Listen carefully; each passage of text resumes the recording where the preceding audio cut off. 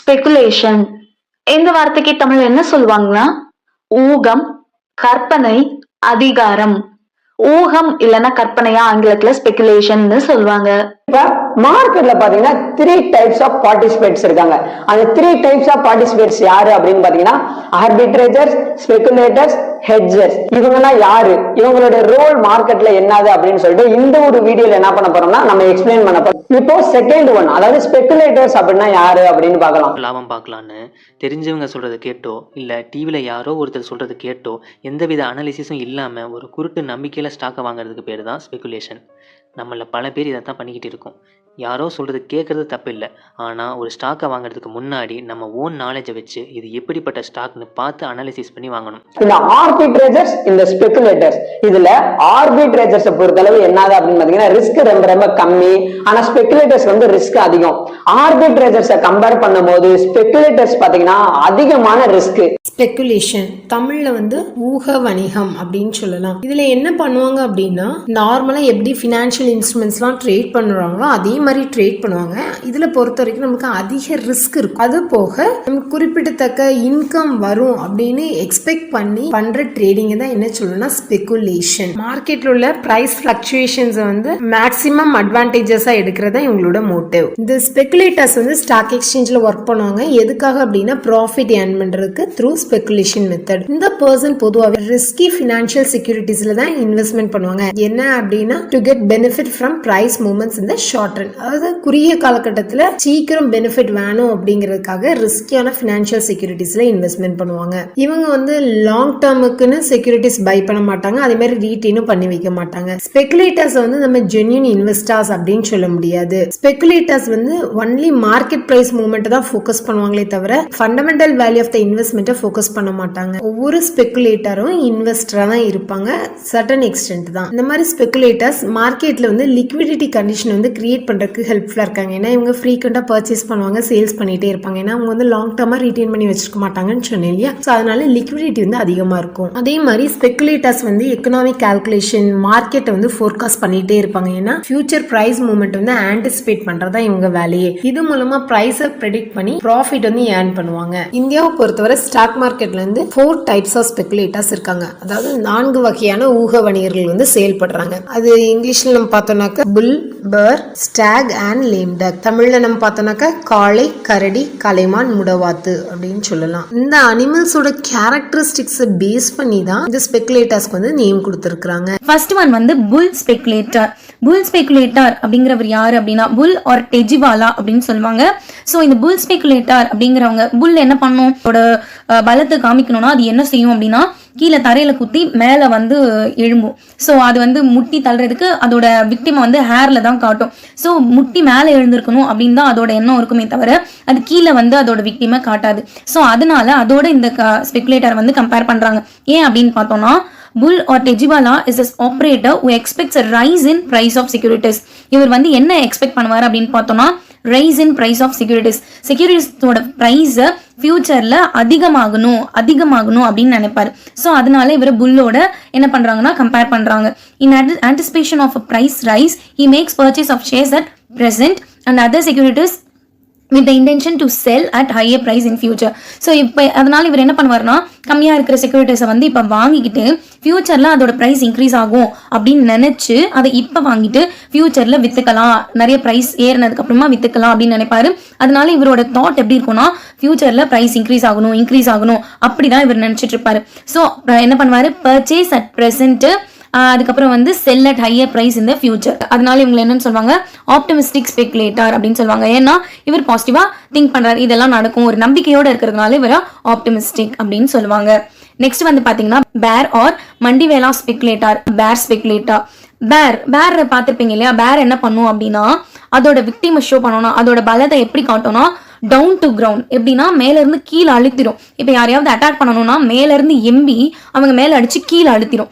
So அப்போ அது வந்து என்ன பண்ணணும்னா அதோட விக்டிமை கிரவுண்ட்ல காட்டும், கீழே அழுத்தும் அப்படிங்கிறதுனால.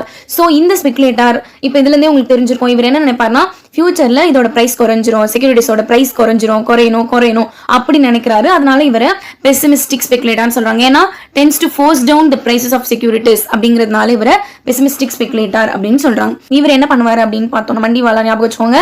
அங்க டெஜிவாலா, இங்க மண்டிவாலா. நெக்ஸ்ட் இவங்க வந்து expects price to fall in ஃபியூச்சரில் ப்ரைஸ் ஃபால் ஆகணும்னு நினைப்பாங்க. Sell securities at present. இப்போ என்ன பண்ணுவாங்க, ப்ரெசென்ட்ல என்ன பண்ணுவாங்கன்னா இருக்கிற செக்யூரிட்டிஸை சேல் பண்ணுவாங்க. ஆனால் இவங்க கிட்ட ப்ரெசென்ட்ல என்ன இருக்காதுன்னா செக்யூரிட்டிஸே இருக்காது. இவங்க கிட்ட இல்லாத செக்யூரிட்டியை இருக்கிற மாதிரி காமிச்சு ஃபியூச்சர்ல நான் அதை உங்களுக்கு தரேன் அப்படின்னு சொல்லி சேல் அக்ரிமெண்ட் டு சேல், ஃபியூச்சர்ல நான் உங்களுக்கு தரேன் அப்படின்னு சொல்லிட்டு ஒரு அக்ரிமெண்ட் மாதிரி அவங்க என்டர் ஆகிக்குவாங்க. ஸோ அந்த கமிட்மெண்ட்குள்ள அவங்க என்டர் ஆகிக்குவாங்க. என்டர் ஆகிட்டு என்ன நினைப்பாங்கன்னா இந்த ப்ரைஸ் ஆஃப் செக்யூரிட்டிஸ் வந்து குறையணும் அப்படின்னு நினைச்சிட்டே இருப்பாங்க.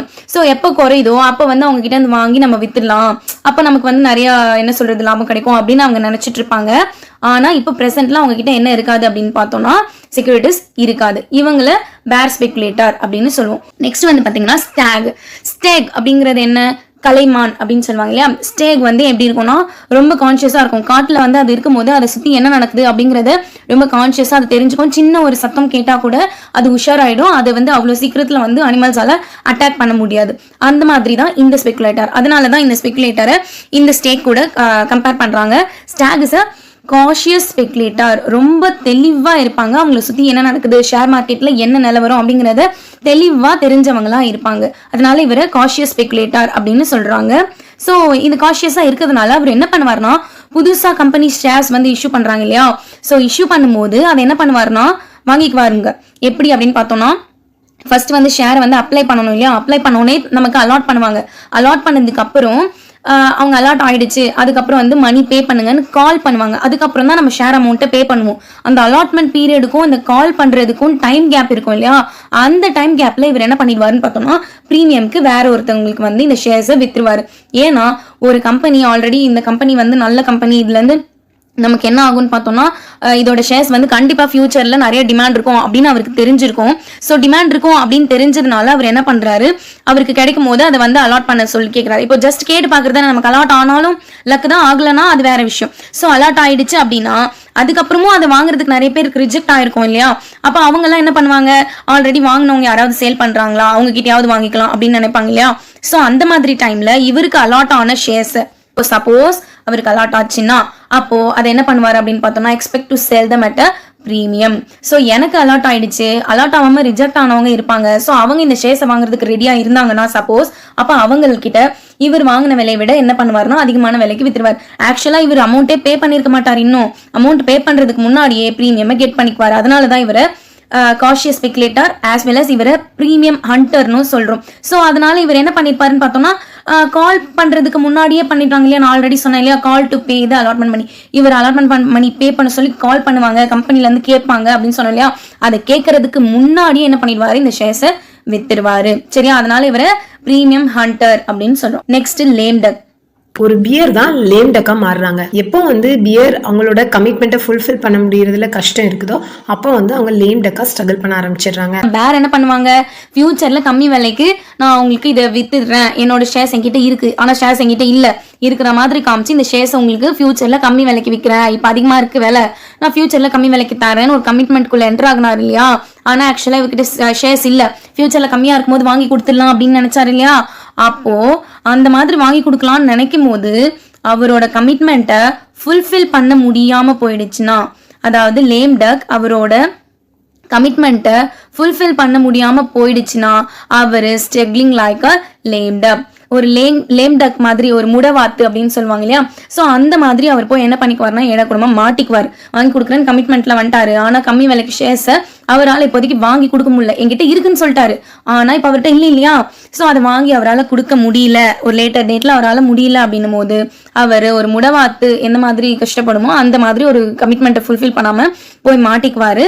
ஸோ அதை தான் வந்து அந்த ஸ்பெகுலேட்டர்ஸை தான் வந்து லேம் டக் அப்படின்னு சொல்லுவோம்.